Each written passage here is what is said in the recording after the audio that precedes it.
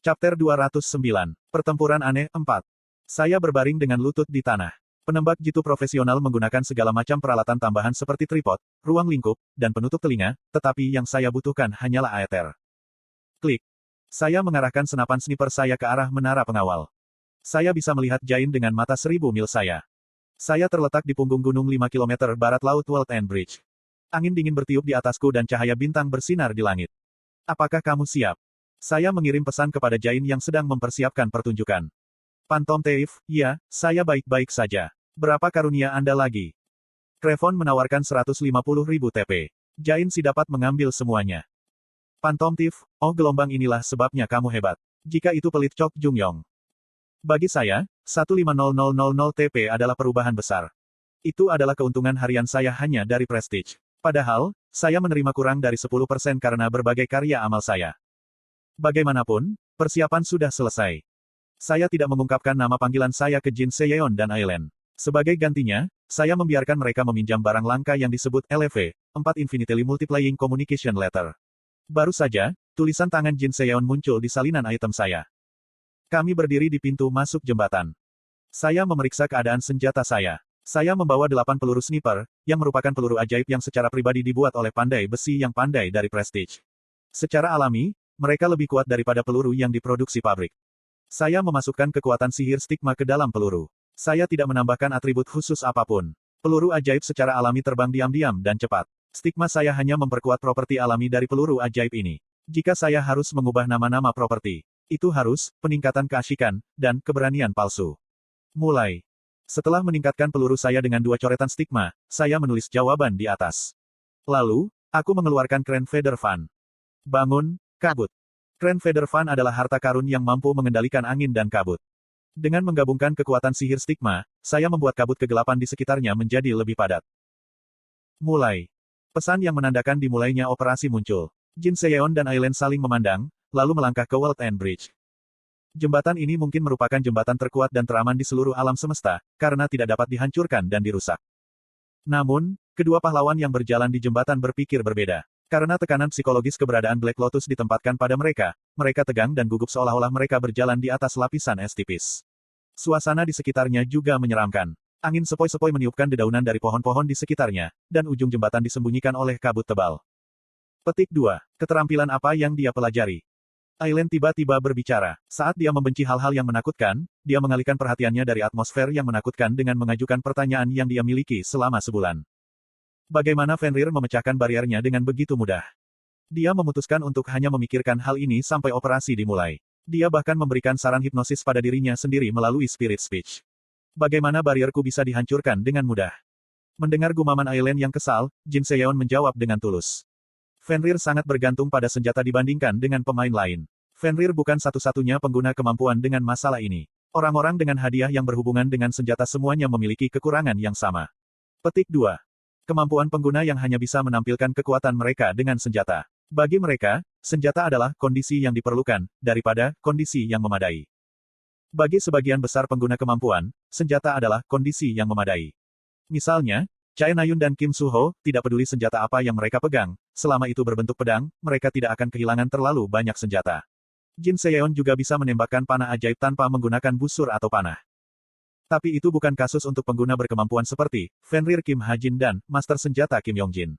Mereka akan sangat dilemahkan tanpa senjata sampai mereka tidak bisa bertarung tanpa mereka.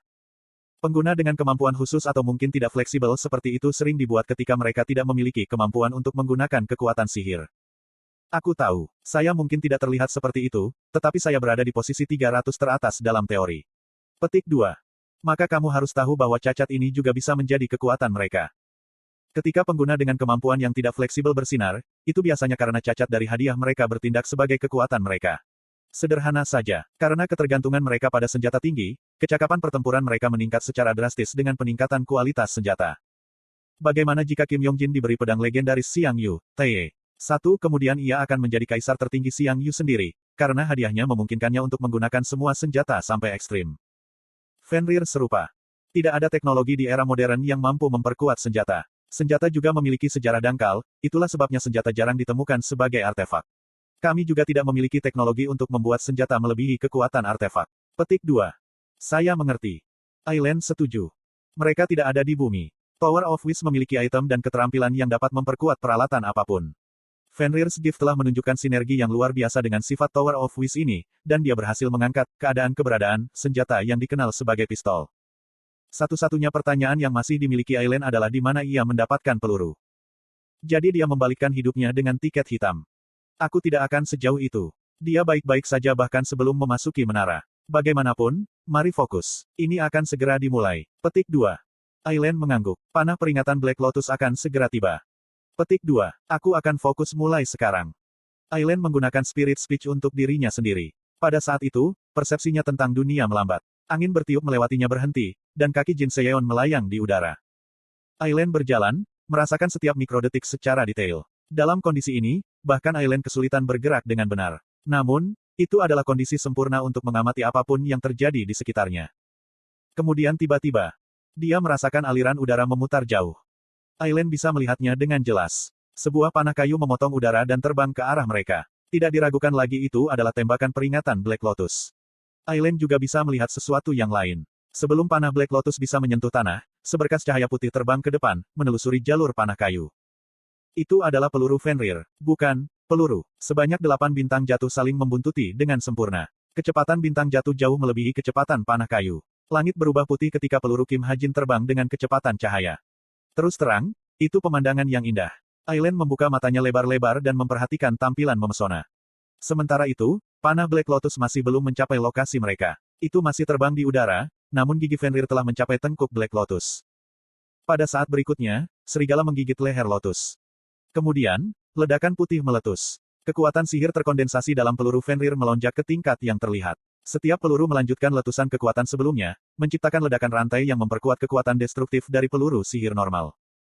BOOOOOM. Punggung Gunung Timur meraung karena kekerasan yang dibawa oleh peluru ajaib. Bumi terbelah, dan pohon-pohon hancur. Punggung gunung bergetar dengan rasa sakit, setelah menerima serangan sengit. Gemuruh berat bergema. Puncak gunung mulai runtuh. Longsoran sudah mulai. Seperti yang diduga, serigala adalah pemburu yang saksama. Dia telah menghancurkan gunung itu sendiri untuk menghilangkan jalan pelarian Black Lotus dan memastikan kematiannya. Ah! Gunung itu runtuh di bawah cahaya putih. Hanya 8 peluru yang melahap seluruh gunung, yang sekarang tersisa dengan bekas gigitan binatang buas. Aileen menoleh dan menghadap Jin Seyeon. Dengan Divine Archer Eyes-nya, Jin Seyeon jelas melihat Black Lotus dipukul dengan peluru Kim Ha-jin. Meskipun ledakan berikutnya menutupi visinya, dia tahu Black Lotus telah mati. Gedebuk. Baru saat itulah panah kayu Black Lotus jatuh ke tanah. Itu semua terjadi hanya dalam 3 detik. Itulah waktu yang diperlukan untuk panah Black Lotus untuk terbang beberapa kilometer dan mencapai tanah di depan mereka. Begitu. Aileen bertanya dengan acuh tak acuh. Dia dengan cepat menjadi tenang karena dia telah menyaksikan adegan yang jauh lebih tidak masuk akal dalam hidupnya. Dia meninggal, saya pikir. Jin Seyeon mengambil panah kayu dan membuka surat yang diikat di ujungnya. Aku hanya akan mengizinkan 10 langkah ke depan. Tidak diragukan lagi itu adalah panah Black Lotus. Tapi sekarang, pemiliknya sudah mati. Aileen dan Jin Seyeon saling menatap. Mereka bertukar pandangan yang bermakna, lalu mengerahkan keberanian untuk melangkah maju. 1 langkah, 2 langkah, 3 langkah, 10 langkah. Serangan yang mereka tunggu tidak tiba, dan mereka tidak berhenti dengan cara apapun. Teratai hitam telah mati. Kurung siku buka. Anda tiba di pintu bencana. Kamu adalah orang pertama yang membuka pintu bencana. Anda mendapatkan kualifikasi untuk mengalahkan musibah lantai 9 terlebih dahulu. Kamu tidak bisa melepaskan kualifikasi ini.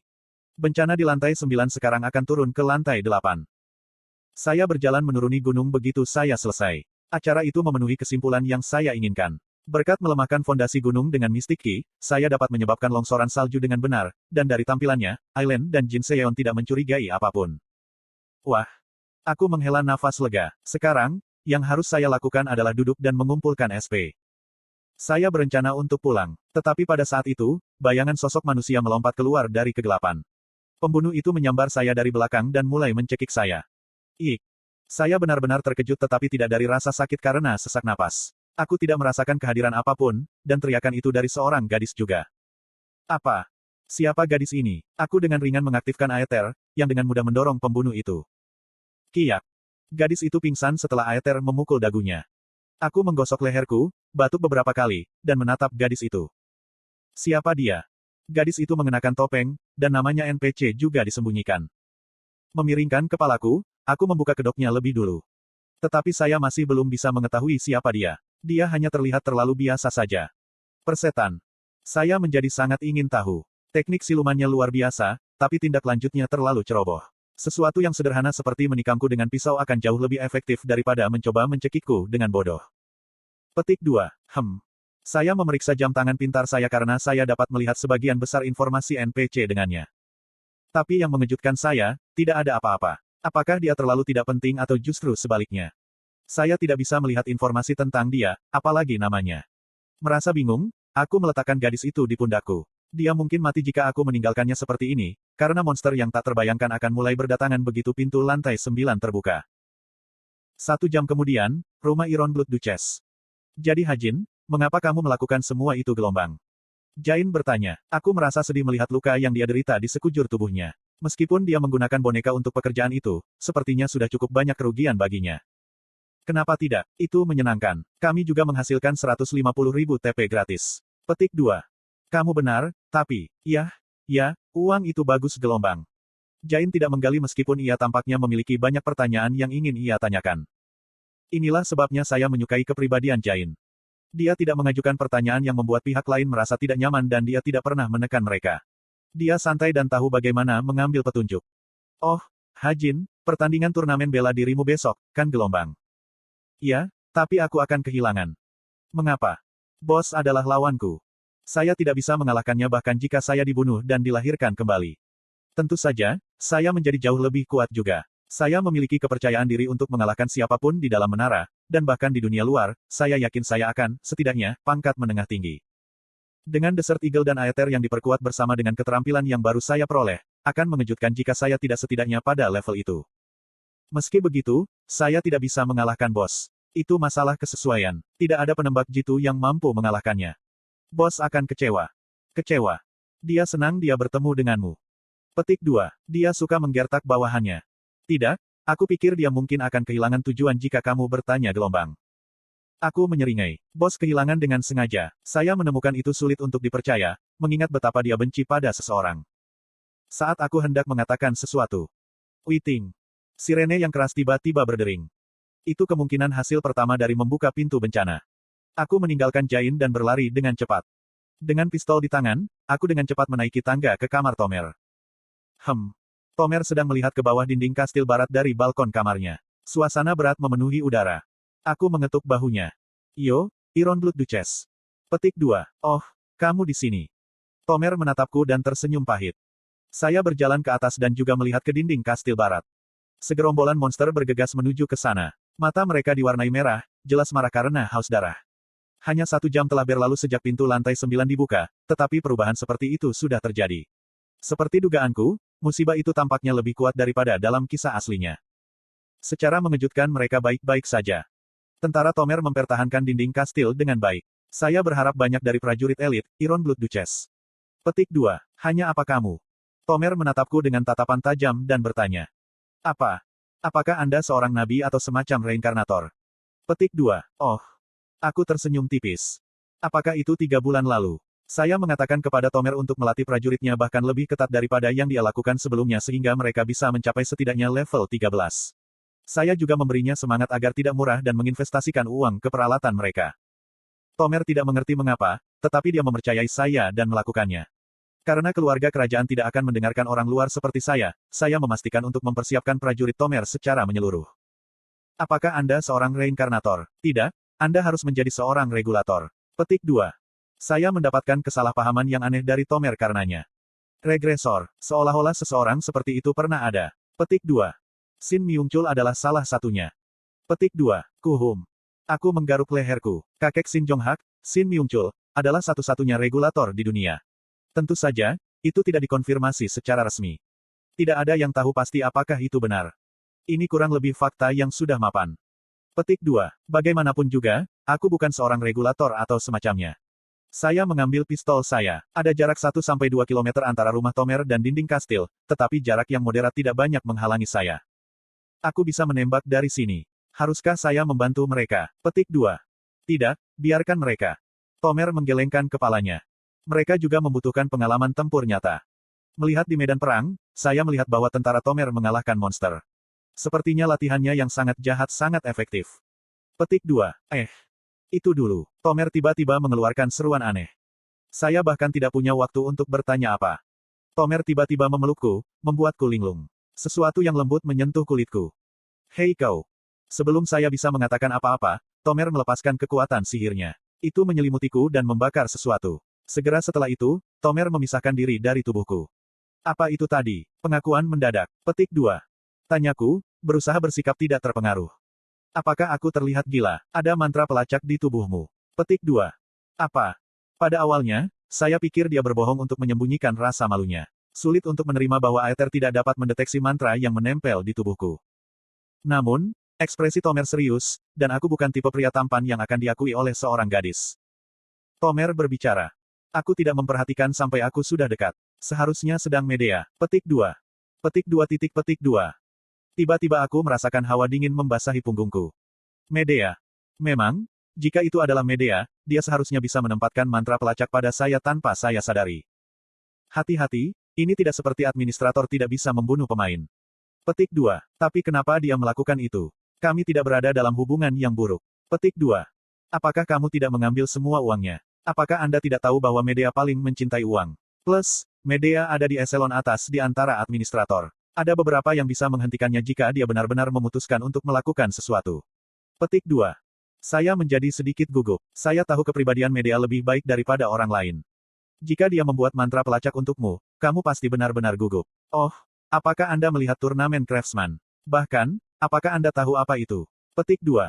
Aku mengangguk. Tentu saja saya tahu apa itu. Saya memenangkan hadiah utama. Medea rupanya mengincar item yang mengklaim tempat pertama. Mataku terbuka lebar. Fragrance Wolf akan segera kembali ke tangan saya bersama dengan hadiah tempat pertama. Dia adalah...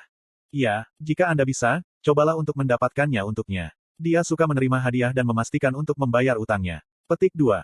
Oke, terima kasih. Saya akan mengingatnya. Petik 2. Bagaimanapun masalahnya, Medea adalah seorang administrator yang memainkan peran penting dalam menara. Gelarnya, Sorceress, bukan untuk pertunjukan. Mendapatkan bantuannya sama sekali tidak akan merugikan. Oh, aku lupa mengatakan sesuatu. Aku berhenti ketika aku akan pergi dan memberitahu Tomer tentang gadis misterius yang kuambil. Dia sedang tidur di kamar tamu lantai 2. Seorang gadis. Oke, saya akan memeriksanya. Petik 2. Tomer mengangguk tanpa banyak berpikir, dan aku membuka pintu untuk pergi. Ah, astaga.